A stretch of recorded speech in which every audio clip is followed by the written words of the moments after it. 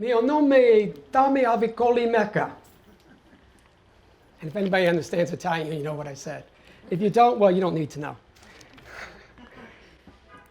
Okay, if you recognize what I'm parodying in this, feel free to join in and snap along. Do-do-do-do, la-da-da-dum, da-da-da-dum, da-da-da-dum, da-da-da-dum. They're creepy and they're dumb ass. They're all together so crass. They only like the rich class, the Donald Trump family.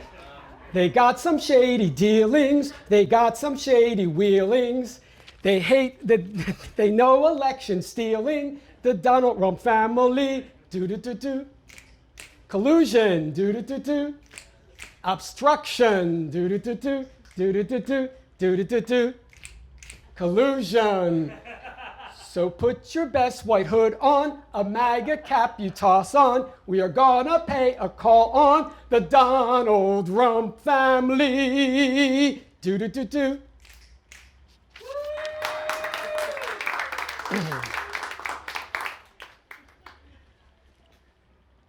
To a fag basher, you never knew my name, where I grew up, what I wanted to be.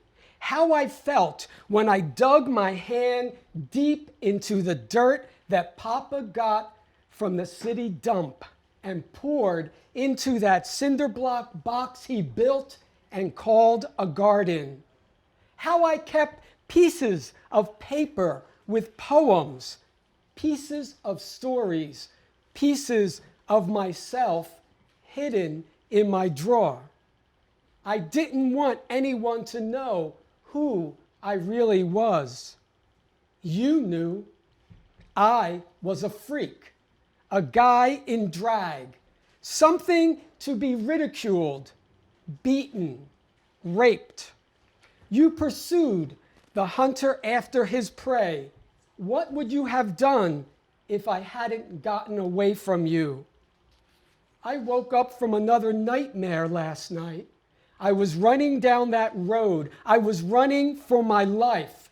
I was a trapped animal and you had a gun. Your friends had guns. The road dead-ended. You surrounded me. You were laughing, coming closer and closer.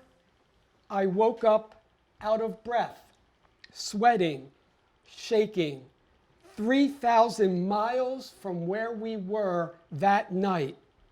No distance is ever enough. No amount of time can erase it. I don't even know your name. Did you become a senator, a judge, a televangelist, a father? Did you ever tell your kids, your wife, your therapist? Or did you walk away unscathed from something I've never been able to escape?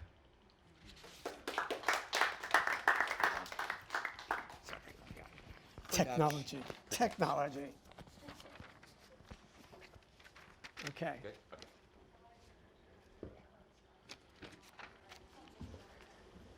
The 8-year-old Guatemalan boy who lived in a wooden house with a dirt floor only wanted a bike. He got a new pair of shoes, a trip to the U.S. border with his papa, who earned $6 a day when there was work, laboring hard in the coffee fields. Their family didn't hear from them again until Christmas Day, when Papa called to say the boy was dead. He had taken sick. The head of Homeland Security was quick to blame the parents. The president spoke of criminals and terrorists and funding for a wall to keep out a little Guatemalan boy who only wanted a bike.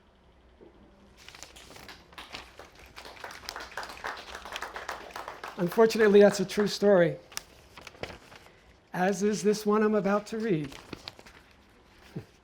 I write a lot from things that happen in real life. Cop kicked him to wake him. He kicked a homeless man sleeping on the cold cement. No blanket, no tent, no bags. Nothing but the clothes on his body and a half-empty water bottle. A styrofoam takeout carrier with noodles.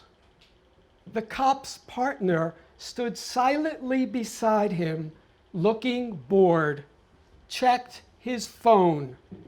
The drinkers drank in the nearby bar.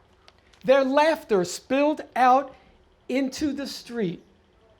People crossing the intersection never glanced over at the cop who kicked a man, a homeless man, who suddenly jumped up, startled, raced for the street and into a train that had just pulled up.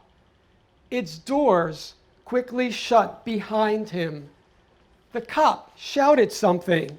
He seemed disappointed that the man, the homeless man, had gotten away. No chance to cite him, sit lie violation, write him a fine he wouldn't pay, couldn't pay. It being Veterans Day, I had to wonder if the homeless man was a vet. Not that it mattered to the cop who kicked a man, a homeless man, to wake him up from his cold cement bed, no blanket, no tent, nothing but the clothes on his back.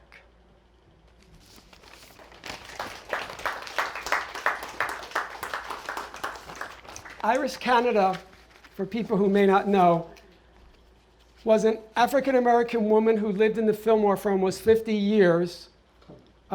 She was 100 years old when she was evicted from her apartment, and within a month after she was evicted, she died.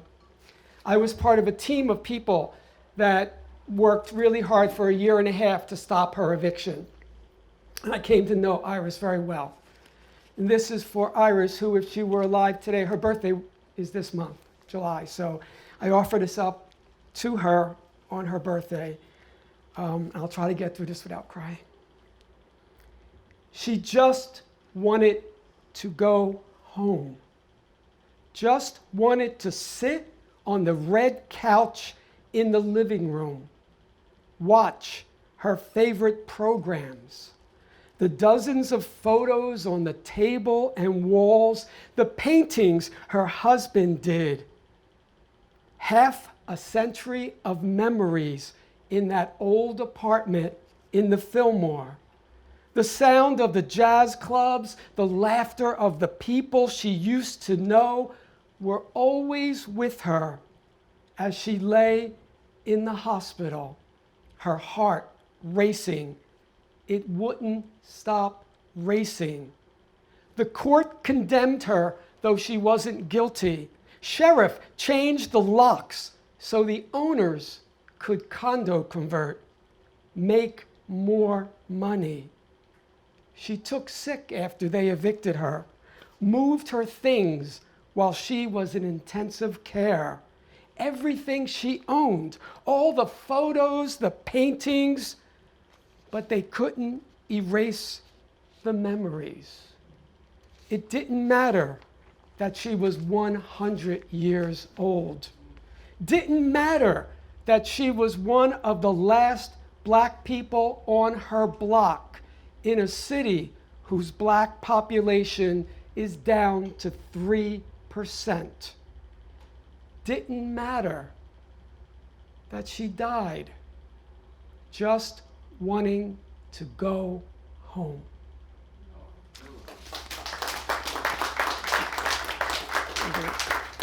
One more. And I'm going to end with a poem that's published in Sacred Grounds. This is a great open mic space, and they did an anthology recently, and this has kind of become one of my anthems. Oh, it's hard. It's hard after reading that Iris poem to shift gears. Sorry, but they told me not to touch myself, not to love another man, not to want to have control of my own body. They told me I must be a man, not a woman, act and dress a certain way, never be neither or both. They told me I must wave the flag, kneel in prayer, work hard, believe I'm free.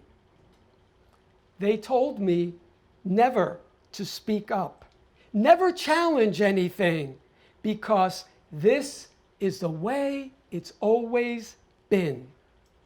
They told me I was sick, citing diagnostic manuals, religious texts they had written. They told me I didn't know what was best for me, but I knew enough to stop listening to them. Thank you.